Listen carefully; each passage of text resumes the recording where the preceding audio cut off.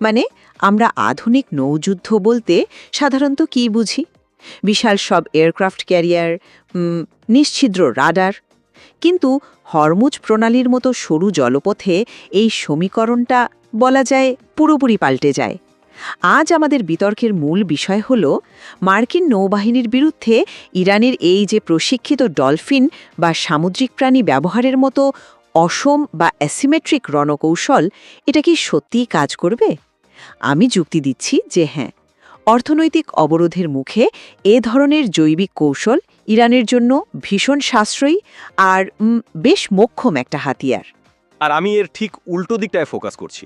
মানে তাত্ত্বিকভাবে ডলফিনকে ঘাতক হিসাবে ব্যবহারের আইডিয়াটা শুনতে হয়তো চমকপ্রদ, কিন্তু আধুনিক মার্কিন রণতরীর বিরুদ্ধে এর যান্ত্রিক আর বাস্তব ঝুঁকি এতই বেশি যে এর কার্যকারিতা নিয়ে আমি গভীরভাবে সন্দিহান।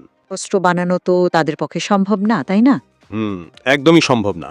ঠিক, তাই নিঃশব্দ সাবমেরিনের পাশাপাশি ডলফিনের শরীরে ধরুন বিস্ফোরক বা হারপুন বেঁধে আত্মঘাতী হামলা চালানোর কৌশলটা, মানে এটা অবিশ্বাস্য রকমের সাশ্রয়ী। আর এর সবচেয়ে বড় সুবিধাটা হলো র্যাডার বা সোনার সিস্টেমে এদের ধরা পড়াটা প্রায় অসম্ভব। দেখুন, সোনারের ধরা না পড়ার বিষয়টা এটা আমি অস্বীকার করছি না। এর পেছনের বিজ্ঞানটা আমাদের একটু বুঝতে হবে। সোনার মূলত পানির নিচে শব্দ তরঙ্গের মাধ্যমে ধাতব বস্তুর ঘনত্ব মাপে। তো ডলফিনের শরীর বা টিস্যু সাগরের স্বাভাবিক জৈবিক কোলাহলের সাথে মিশে যায়, ফলে একে আলাদা করে চেনা সত্যি কঠিন। রাইট, কিন্তু আপনি এখানে খরচের হিসাব মেলাতে গিয়ে এর বাস্তব প্রয়োগের যে যান্ত্রিক ঝুঁকি, সেটা পুরোপুরি এড়িয়ে যাচ্ছেন। মানে কি ধরনের ঝুঁকি? ডলফিন তো সাগরেরই অংশ, তাই না? এরা তো খুব সহজেই নিঃশব্দে জাহাজের কাছে পৌঁছে যেতে পারে। ঝুঁকিটা হলো নিয়ন্ত্রণের অভাব। ধরুন আপনি একটা যান্ত্রিক মিসাইল ছুড়লেন, আপনি জানেন এর ন্যাভিগেশন সিস্টেম কিভাবে কাজ করবে।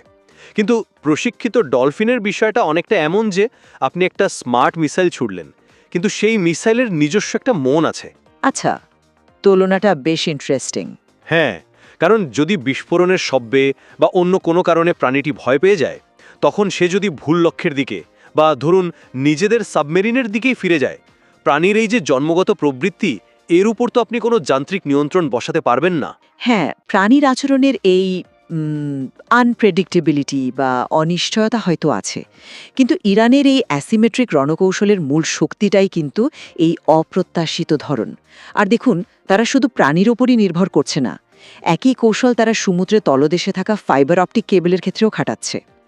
রিন বা ডাইভার পাঠিয়ে কেটে দেওয়ার যে একটা প্রচ্ছন্ন হুমকি তারা দিচ্ছে, মানে এটা সরাসরি সামরিক জাহাজে হামলার চেয়েও ভয়াবহ, কারণ এটা তো পুরো বিশ্ব অর্থনীতিকেই স্থবির করে দিতে পারে।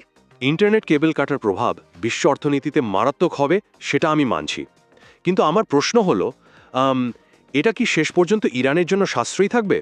মানে মার্কিন নৌবাহিনীকে হরমুজ প্রণালীতে সন্দেহজনক কিছু দেখলেই সরাসরি ধ্বংস করার নির্দেশ দেওয়া হয়েছে। কিন্তু একটু শেষ করি। মাইন বসানো বা কেবল কাটার মতো কোনো উস্কানিমূলক পদক্ষেপ নিলে মার্কিন বাহিনী যে প্রাণঘাতী প্রত্যাঘাত করবে, তার চরম মূল্য তো ইরানকেই চোকাতে হবে। তখন আর এটা সাশ্রয়ী থাকবে না। কিন্তু প্রত্যাঘাত করার জন্য তো আগে শত্রু চিহ্নিত করতে হবে, তাই না?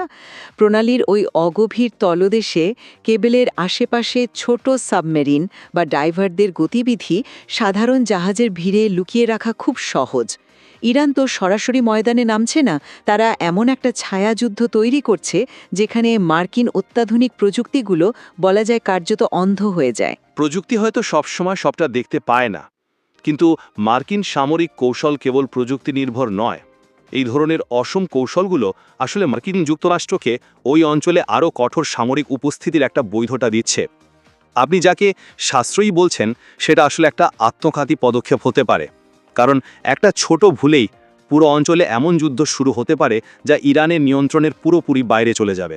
আচ্ছা, আমাদের আলোচনা সারসংক্ষেপ যদি টানি, আমার মূল যুক্তি হল ডলফিন, ক্ষুদ্র সাবমেরিন বা ইন্টারনেট ক্যাবেল কাটার হুমকির মতো কৌশলগুলো প্রচলিত সামরিক শক্তির তুলনায় অনেক কম খরচে প্রতিপক্ষকে চাপে রাখার দারুণ উপায়।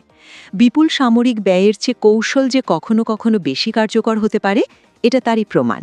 আর আমার উপসংহার হলো, এই কৌশলগুলো কাগজে কলমে যতই সাশ্রয়ী বা কার্যকর মনে হোক না কেন, প্রাণীদের আচরণের অনিশ্চয়তা এবং যান্ত্রিক সীমাবদ্ধতা একে চরম ঝুঁকিপূর্ণ করে তোলে।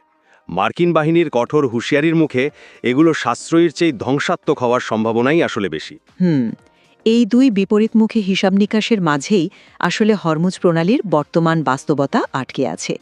এই অসম রণকৌশলগুলো কি সত্যি আধুনিক নৌযুদ্ধকে চ্যালেঞ্জ করতে পারবে, নাকি কৌশলগত সীমাবদ্ধতায় মুখ থুবড়ে পড়বে?